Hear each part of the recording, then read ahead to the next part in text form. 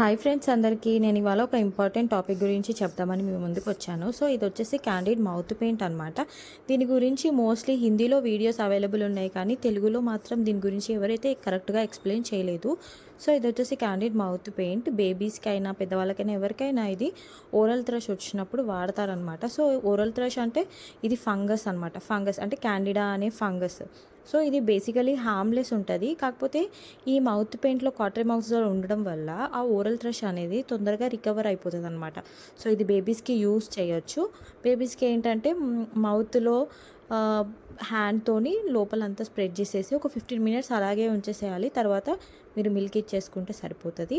So ఒకసారి ఇది వచ్చేసి లోపలంతా ఆయిల్ ఉంటుంది అనమాట. సో ఇది ఆయిల్ ఉండడం వల్ల లోపలంతా ఇది అంటే ఏ టేస్ట్ పిల్లలకి తెలీదు. సో ఇది సేఫ్ అనమాట. సో మీరందరూ కూడా ఒకసారి యూస్ చేయండి, చాలా బెస్ట్ రిజల్ట్స్ ఉంటాయి.